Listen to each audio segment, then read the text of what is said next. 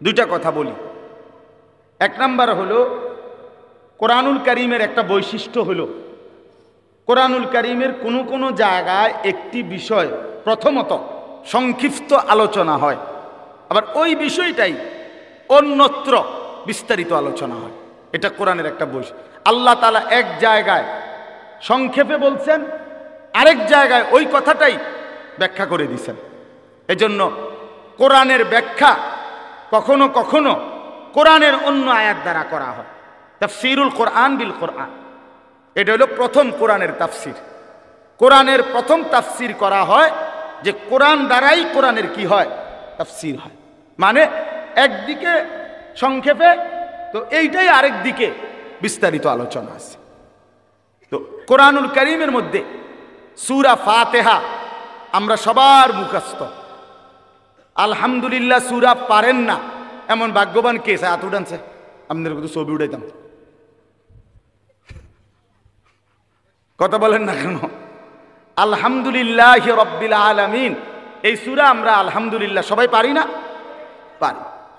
আচ্ছা, এই সূরাটা আমরা এইভাবে পারি কেন? সবাই পারি কেন? আমরা এত বেশিবার পড়ি কেন? আল্লাহ তাআলা সেই ফজরের নামাজ থেকে নিয়ে আসা পর্যন্ত ফরজেও, সুন্নতেও, নফলের মধ্যেও, ওয়াজিবের মধ্যেও, এছাড়াও যত নামাজ, তাহাজ্জুদ, আউয়াবিন, ইশরাক, চাশ, সমস্ত নামাজের মধ্যে আল্লাহ তাআলা সূরা ফাতিহাকে এভাবে প্রত্যেক রাকাতে অংশগ্রহণ অন্তর্ভুক্ত করাইলেন কেন? কারণ হলো, কথাটা খেয়াল করেন, এক মানুষের জীবনে, এই যে আমরা মানুষ, আমাদের জীবনের সবচেয়ে বেশি প্রয়োজন কি? সবচেয়ে বেশি প্রয়োজন হলো ভাতের থালা, নাকি? জি না, সবচেয়ে বেশি প্রয়োজন মানুষের হলো হেদায়েত। কি বলেন? বলেন। অর্থাৎ আমি আমার মন মতো চলবো না, আমারে আল্লাহ তাআলা যেন একটি সুনির্দিষ্ট পথ, দিক নির্দেশনা দেখাইয়া দেয়, আমি সেই পথে, সেই নির্দেশনা মেনে আমি চলবো, বিনিময়ে জান্নাতি হব। এইটা যদি মিলে যায়, আচ্ছা আপনারা আরো সহজে বুঝবেন। ইদানিং কালে, বর্তমান জামানায় মানুষ যখন নতুন কোনো জায়গায় আপনার যায়, তখন ওই বলে, ওরে যার জায়গা যাইতেছি লোকেশন পাঠান। তখন ওই বড় মোবাইলের মধ্যে কি পাঠায়? লোকেশন পাঠায়, রাস্তার লোকেশন দেয়। দিলে ওইটা এনে সেট করে দিলে, এবার এইটা ড্রাইভার তার এই যে স্টিয়ারিং চালায় যেটা, এটা সামনে যদি রাখে, ওই লোকেশনটা একদম ও এইটাই ডান বাম বলতে বলতে একেবারে ওই ঘরের সামনে নিয়ে দাঁড় করাই দিবে। এই যে এখনকার নতুন সিস্টেমে। তাইলে আমি যদি একটা লোকেশন পেয়ে যাই, তাহলে আমার জন্য খুব আরাম হয়, ঠিক কি না বলেন? আরো বলেন, মনে করেন যেমন আমার এখন আরেক জায়গায় বয়ান আছে আজকে, তো ওই বয়ানে যাওয়ার জন্য এখানে একজন ভাই আসছে আমারে নেওয়ার জন্য। তার মানে উনি আমার গাড়িতে বসলে তো আমার ড্রাইভাররে উনি ডাইন বাম বলে দিবে, ঠিক কিনা বলেন না কেন? তাহলে আর আমার আর প্রতি ঘাটে ঘাটে গিয়া জিগানের আর দরকার নাই, রাহাবার আছে। এবার ড্রাইভারে তারে জিজ্ঞাসা করে করে সেই বলে দিবে গন্তব্য ডানে বামে সামনে। এই তাহলে এই হেদায়েত পাওয়া, পথ পাওয়া, দিক নির্দেশনা পাওয়া, এটা জীবনের সবচেয়ে বেশি দরকার। আল্লাহ তাআলা যদি এই দৌলত কাউকে দেয়, আল্লাহর কসম তাকে আল্লাহ সর্বশ্রেষ্ঠ দৌলত দিয়েছেন, সর্বশ্রেষ্ঠ। যে আল্লাহ আমি এলোমেলো চলতে চাই না, আমি মন মতো চলতে চাই না। মন মতো চললে আমি পথ পাবো না, আমি রাস্তা পাবো না, আমি আপনাকে পাবো না, আমি আখিরাত পাবো না, আমি জান্নাত পাবো না। এই জন্য মানুষের জীবনের সবচেয়ে বড় চাওয়া আল্লাহর কাছে, সেটা হলো হেদায়েত। আল্লাহ আমার একটা লোকেশন দেন, হেদায়েত দেন, আমারে রাস্তা বলে দেন, আমারে পথ দেখায় দেন, আমারে আমার জিন্দেগির নির্দেশনা দিয়ে দেন। এইটা হলো হেদায়েত। তো কোরআনুল কারীমের সূরা ফাতিহা আল্লাহ তাআলা আমাদেরকে এতবার পড়ায়, মূলত এটার উদ্দেশ্য হইল যে আল্লাহ বুঝায়, বান্দা তোমার জীবনে ভাত মাছ চাল ডালের কথা তুমি না বললেও আমি দিতাম, এটা এতবার বলার কিছু নাই। বরং তোমার জন্য সবচেয়ে বড় দরকার হলো এখান থেকে নিয়া জান্নাত পর্যন্ত পৌঁছার যে লোকেশন, যেই হেদায়েত, যেই নির্দেশনা, এটা তোমার বড় দরকার। তুমি এইটাই আমার কাছে বারবার বারবার সকাল থেকে নিয়ে রাত পর্যন্ত চাইতে থাকো।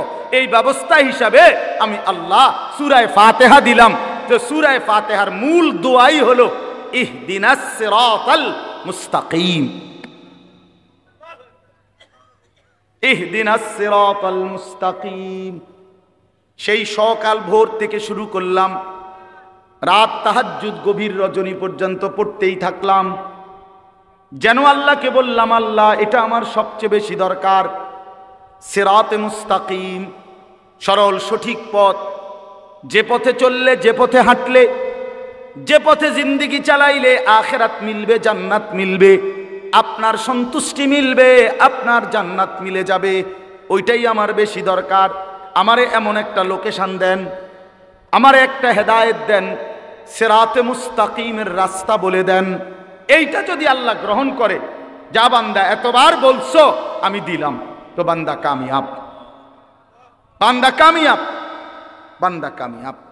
এজন্য সিরাতে মুস্তাকিমের দোয়া একটি নিরাপদ রাস্তা, একটি সুন্দর রাস্তা, একটি সরল রাস্তা, যে রাস্তা পৌঁছবে কই পর্যন্ত? জান্নাত পর্যন্ত। বলেন না কই পর্যন্ত?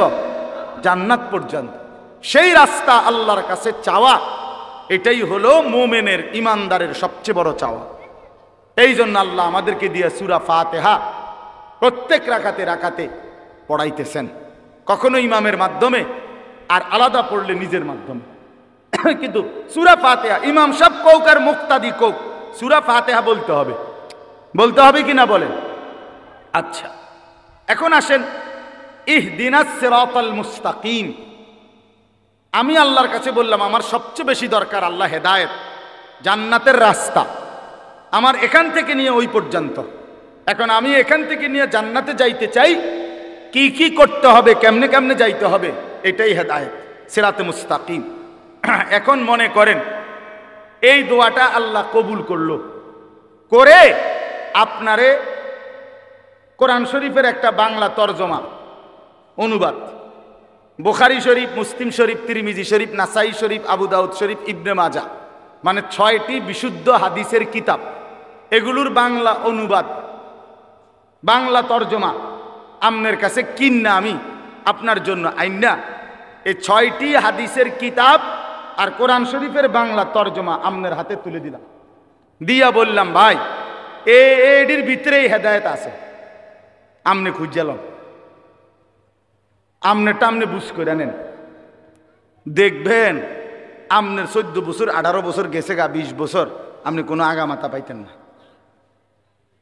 আপনি নিজে নিজে খুঁজা সবটা আপনি মিলাইতে পারতেন না। তো তাইলে আমার সিরাতে মুস্তাকিম মিলবে কিভাবে? আমার জান্নাতের রাস্তা কিভাবে মিলবে? তখন যেন, কথা খেয়াল করেন, পরের আয়াত সিরাতাল্লাযীনা আনআমতা আলাইহিম, এর পরের আয়াত এটা কিনা?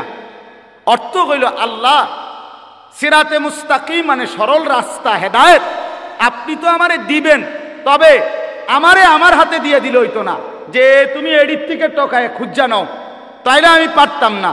বরং আপনি আমার আগে যাদেরকে সিরাতে মুস্তাকিম দিছেন, এমন নেককার, এমন নেয়ামত প্রাপ্ত বান্দা আপনার যারা, এমন কাউরে আমারে মিলাইয়া দেন। আমি যেন এমন একজন প্রিয় বান্দা পেয়ে যাই, আপনার একজন পছন্দের বান্দা পেয়ে যাই, যাকে আপনি দয়া করে হেদায়েত দিছেন, পরে যদি আমি মিলে যাই, তাহলে আমি তার পিছনে পিছনে চলে আমিও সেই জান্নাতের রাস্তা, হেদায়েতের রাস্তায় চলে যাব। এটা হলো দ্বিতীয় আয়াতের অর্থ, সিরাতাল্লাযীনা আনআমতা আলাইহিম। আল্লাহ, আমি যেই সিরাতে মুস্তাকিম সরল সঠিক রাস্তা চাচ্ছি, আমি এটা একা পারতাম না, আপনি আমার আগে, আমার সামনে, আপনি আমার আগে যাদেরকে হেদায়েত দিছেন তাদের কাউকে আমারে মিলায় দেন, দেখায় দেন, আমি তার পিছনে চলবো, হেদায়েতের রাস্তা পাবো, জান্নাতও পেয়ে যাব। আচ্ছা, এখন ওই যে বললাম সিরাতাল্লাযীনা আনআমতা আলাইহিম, আল্লাহর কাছে আমি বললাম, আল্লাহ আপনার নেয়ামত প্রাপ্ত বান্দাদের রাস্তা আমারে দেখায়া দেন, আমারে মিলায়া দেন। এই আয়াতে আইসা আল্লাহ তাআলা এই সূরা নিসার 69 নম্বর আয়াতে আল্লাহ তাআলা পরিষ্কার বলে দিয়েছেন, শোনো আমার নিয়ামত প্রাপ্ত বান্দা হলো 4 শ্রেণী। কয় শ্রেণী? 1 মিনান নবিয়্যিন, সমস্ত নবীগণ। 2 অস-সিদ্দিকিন, সমস্ত নবীদের পরে উম্মতের মধ্যে সর্বশ্রেষ্ঠ ঈমানদার যে, তারে বলে সিদ্দিক, যেমন আবু বকর সিদ্দিক। এজন্য মনে করেন ওই আদম আলাইহিস সালাম থেকে নিয়ে আমাদের নবী পর্যন্ত লাইন ধরছে, এরপরে উম্মতের লাইন, এরপরে নবীজির পিছনে উম্মতের প্রথম যে ব্যক্তি লাইনে দাঁড়াবে তিনি আবু বকর সিদ্দিক রাদিয়াল্লাহু তাআলা আনহু। এই সিদ্দিক মুহাদ্দিসিনে কেরাম, মুফাসসিরিনে কেরাম অনেকে বলেন সমস্ত সাহাবায়ে কেরাম সিদ্দিক। আল্লাহ তাআলা নবীদের পরে উনাদেরকে সবচেয়ে মর্যাদাবান করেছেন। তো আল্লাহ বলেন সমস্ত নবীগণ আমার নিয়ামত প্রাপ্ত বান্দা, সমস্ত সিদ্দিক যারা নবীদের পরে উম্মতের মধ্যে সর্বশ্রেষ্ঠ সিদ্দিক তাদেরকে বলে তারা আমার নিয়ামত প্রাপ্ত বান্দা। 3 নাম্বার অশুহাদা, সমস্ত শহীদগণ যারা আমার দ্বীনের জন্য জান বাজি রেখে নিজেদের কলিজার খুন জীবন দিয়ে দিছে, শহীদগণ। 4 নাম্বার সালিহিন, আমার নেককার বান্দা। কারা? প্রকাশ্যে এবং গোপনে, একাকী এবং সবার মাঝে, সর্বাবস্থায় যারা আল্লাহর হুকুম বিধান পালন করে তাদেরকে বলে সালিহিন, নেককার। ও মানুষের সামনে তেমনি জিমায় কোয়ায়, বুঝেন না কথা, তেমনি কারে মনোজন কারে বুজুর্গি বাইয়া ফুটতে আছে, কিন্তু একলা হইলে দিন মানে না, পূর্ণ শরীয়ত মানে না। সেটা আমিও হইতে পারি, যেই হইতে পারি, এমন হইলে হবে না। যার রাত দিন বরাবর, যার আলো অন্ধকার বরাবর, যার একাকী প্রকাশ্য বরাবর, যার মসজিদে ইবাদত যেমন আল্লাহর হুকুম মতো, তার বাজারের ব্যবসাও আল্লাহর হুকুম মতো। কথা বুঝছেন কিনা বলেন? সর্বাবস্থায় সব হালাতে আল্লাহর হুকুমের উপরে যে নির্ভর করে থাকে তারে বলে সালিহিন, নেককার, আল্লাহর প্রিয় বান্দা, আল্লাহ ওয়ালা।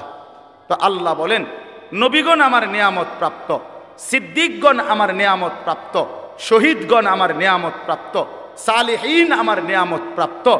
এবার বান্দা তোমরা যদি জান্নাতের রাস্তা চাও, সিরাতে মুস্তাকিমের রাস্তা চাও, এই আয়াতে আমি ব্যাখ্যা করে বলে দিলাম নবীদের রাস্তা ধরো, সিদ্দিকের আবু বকর সিদ্দিকের রাস্তা ধরো, শহীদদের রাস্তা ধরো, আমার নেককার বান্দাদের রাস্তা ধরো, তাইলে হেদায়েতও পেয়ে যাবে, জান্নাতও পেয়ে যাবে।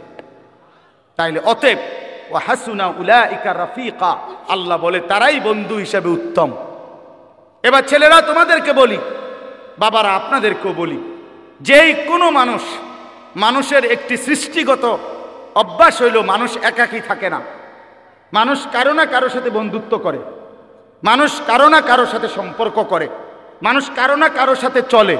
একলা মানুষের ভাল লাগে না, ঠিক কিনা বলেন না কেন? তাহলে যে কেউই যে কারোর সাথে চলে, আল্লাহ তাআলা বলেন ওয়া হাসুনা উলাইকা রাফিকা, এই 4 শ্রেণী হলো উত্তম বন্ধু। আল্লাহ তাআলা বলেন অতএব সঙ্গী যদি বানাও তো তাদেরকে বানাবা নবীর পথে চলে যারা, সিদ্দিকের পথে চলে যারা, শহীদের রাস্তায় চলে যারা, সালেহীনদের রাস্তায় চলে যারা, তারাই হলো মূলত বন্ধু, তারাই হলো মূলত সঙ্গী। এজন্য যেই কোনো যুবক, বৃদ্ধ, নারী, পুরুষ, সে চলাফেরা, বন্ধুত্ব, অন্তরঙ্গতা, উঠা বসা আল্লাহর কসম করতে হবে তার সাথে, যার সাথে চললে ফিরলে আল্লাহর কথা মনে হয়, আখিরাতের কথা মনে হয়, নাজাতের কথা মনে হয়, জাহান্নামের ভয় আসে, জান্নাতের ফিকির আসে। হ্যাঁ, এটা হলো মূল গুরুত্বপূর্ণ বিষয়। সোহবত জরুরি, সাহচর্য নেককারের জরুরি। সাহচর্য যে যার সংস্পর্শে আসে এটা আসর করে, আসর করে। আপনাদের কাছে অনুরোধ করলাম, এই একটা তাফসিরের এক অংশ বললাম। আল্লাহ তাআলা বলেন আমান ইউতিল্লাহ ওয়ার রাসূল ফাউলাইকা মাআল্লাযীনা আনআমা আল্লাহু আলাইহিম। এটার আরেকটা ব্যাখ্যা আমি বলতেছি, বাকি একটা বললাম যে যে ব্যক্তি সিরাতে মুস্তাকিম চায়, জান্নাতের রাস্তা চায়, তাকে নবীদের রাস্তায় চলতে হবে, সিদ্দিকের রাস্তায় চলতে হবে, শহীদদের রাস্তায় চলতে হবে, সালেহীন আল্লাহর নেক বান্দাদের রাস্তায় চলতে হবে। অতএব ছেলেরা, বাবারা, বিশেষ করে নওজোয়ান, আল্লাহর দোহাই তোমরা এমন বন্ধু বানায়ও না যে বন্ধু তোমারে একবারও আল্লাহর কথা বলে না।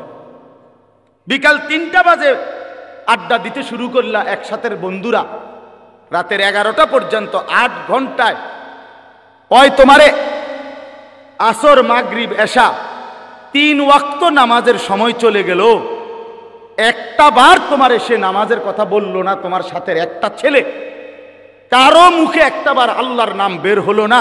আল্লাহর কসম, এরা বন্ধু না, এরা সরাসরি শয়তান, শয়তান, শয়তান। এগুলো এটা বন্ধু না, এটা শয়তান, ইবলিস। তুমি ইবলিস চিনো না? এই যে তোমার লগে আছে যে হইতে ইবলিস, ওইতে ইবলিস। তুমি শয়তান দেখছো না? এইতে শয়তান। এই যে তোমার উলঙ্গ ছবি দেখায়, যে তোমার নর্তকী দেখায়, তোমার মোবাইলের এমবি শেষ, এবার তার মোবাইল দিয়ে তোমার নারী দেখাইতেছে।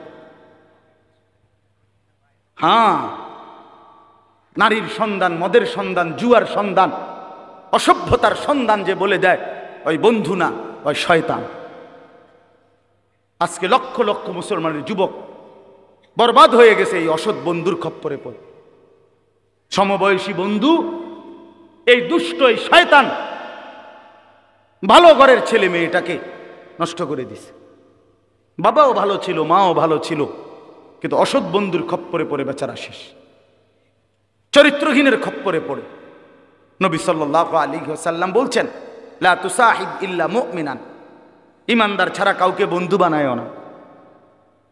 কোরআন শরীফে আছে, নবীজিকে আল্লাহ বলছে, বন্ধু সকাল সন্ধ্যায় যারা আমি আল্লাহর বন্দিগি করে, আপনি কেবল নিজেকে তাদের সাথেই বেঁধে রাখেন। হ্যাঁ, ওয়াসবির নাফসাকা মাআল্লাযীনা ইয়াদউনা রাব্বাহুম বিল গাদাতি ওয়াল আশিয়্যি ইউরিদুনা ওয়াজহা। অতএব এই একটা প্রসঙ্গ শেষ করলাম, আরেকটা প্রসঙ্গ শুধু আছে। এই প্রসঙ্গটা তাহলে আপনাদের কাছে বুঝাইলাম। প্রথম আমি বলছি, মনোযোগের সাথে, আন্তরিকতার সাথে আল্লাহর কথা শুনবেন। মনে আসেনি এই কথাটা? এখন দ্বিতীয় কথা বললাম, চলাফেরা, উঠা বসা, আন্তরিকতা সম্পর্কের ক্ষেত্রে নেককারদের সঙ্গী হবেন। নেককারদের। হ্যাঁ, আমি আমার ড্রাইভার, একসাথে গাড়িতে চলি, কখনো আমি জিজ্ঞাসা করি নামাজ কোথায় পড়মু, কখনো আল্লাহর কসম ড্রাইভার জিজ্ঞাসা করে হুজুর নামাজ কোথায় পড়মু। তাহলে একজন আরেকজনকে কিসের কথা মনে করায়? নামাজের কথা মনে, আখিরাতের কথা মনে করা। যারে ভাই তুমি এই মিথ্যাটা বললা কেন, তুমি এই অন্যায়টা করলা কেন? তাহলে এইটা হলো বন্ধু, যে তার বন্ধুকে আখিরাত আর পরকালের কথা স্মরণ করায় দেয়। এবার আসেন দ্বিতীয় শেষ অংশ। এই আয়াতের একটা চমৎকার আরেকটা তাফসীর আছে, সেটা হলো একজন কালো সাহাবী, হাবশী সাহাবী, নবীজির একদম কালো, খুব কালো সাহাবী।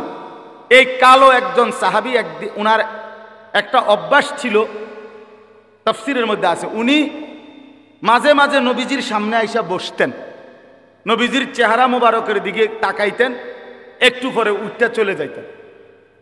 একদিন নিরিবিলি একাকী পাইয়া নবীজি সাল্লাল্লাহু আলাইহি সাল্লামকে এই হাবশী সাহাবী একটা কথা জিজ্ঞেস করছে, ইয়া রাসূলুল্লাহ, আমার একটা কথা আছে। বললে বলো।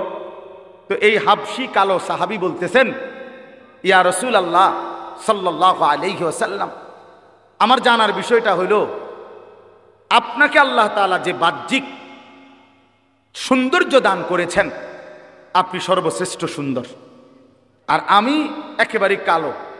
আপনার পবিত্র শ্রেষ্ঠ সৌন্দর্যের সামনে আমার কোনো তুলনাই হয় না, কারোই তুলনা হয় না, হয় কারো তুলনা। নবী সাল্লাল্লাহু আলাইহি সাল্লাম, তার সৌন্দর্য কারোর সাথেই তুলনা হয় না। তিনি সমস্ত সৌন্দর্যের মধ্যে সর্বশ্রেষ্ঠ সুন্দর। আমরা হাদিসের মধ্যে পড়ছি একটা সুন্দর জিনিস কি, যে আল্লাহ নবী সাল্লাল্লাহু আলাইহি সাল্লাম বলছেন, আল্লাহ তাআলা তার সমস্ত সৃষ্টির মধ্যে যে সৌন্দর্য দিছে, এই সৌন্দর্যের অর্ধেক ইউসুফ আলাইহিস সালামকে দিছে। কাকে? আর বাকি অর্ধেক সারা সৃষ্টি জগৎকে দিছে। এই হলো অর্ধেক অর্ধেক। তাহলে এখন অর্ধেক সৌন্দর্য পাইল ইউসুফ নবী, বাকি অর্ধেক পাইল আল্লাহর এই সমস্ত মাখলুকাত। তো নবীজির সৌন্দর্য ওনারটা কই? এই জন্য তাফসিরে লেখছে, ব্যাখ্যায় মুহাদ্দিসিন কেরাম বলে অর্ধেক নিছেন আল্লাহ দিছেন ইউসুফকে, বাকি অর্ধেক গোটা সৃষ্টি জগৎকে, আর বন্ধুকে বলছেন বন্ধু আপনাকে আমি পুরা সৌন্দর্য দিলাম একসাথে। তু তনহা দাঁড়ি, ১৬ লক্ষ নবীর যত বৈশিষ্ট্য সৌন্দর্য সিফাত আপনি বন্ধু একাই সবটা। তু তনহা দাঁড়ি, আপনি একাই। এজন্য নবী সাল্লাল্লাহু আলাইহি সাল্লাম আল্লাহর গোটা মাখলুকের যত সৌন্দর্য একা মুহাম্মদ সাল্লাল্লাহু আলাইহি সাল্লাম তার চাইতে বেশি সুন্দর। সুবহানাল্লাহ। তো ওনার সাথে এই হাবশি গোলাম বলেন, সাহাবী বলেন, আপনার সৌন্দর্যের সাথে নবী আমার কোনো তুলনাই হয় না। ২ নাম্বার আভ্যন্তরীণ গুণ, এটা তো বাহ্যিক সৌন্দর্য। অন্তরের যে গুণাবলী, ঈমান, ইলম, হিকমত, তাকওয়া, সবর, ইয়াকিন, এই জাতীয় উত্তম যত গুণাবলী আল্লাহর চাওয়া, সেগুলো আপনার সর্বশ্রেষ্ঠ। নবীজির ঈমানের চাইতে বেশি কার হবে? ও বলেন না কেন? নবীজির তাকওয়ার চাইতে বেশি কার হবে? নবীজির সবরের চাইতে বেশি কার হবে? না। তাহলে আভ্যন্তরীণ যত গুণাবলী এগুলো তো আপনি সর্বশ্রেষ্ঠ।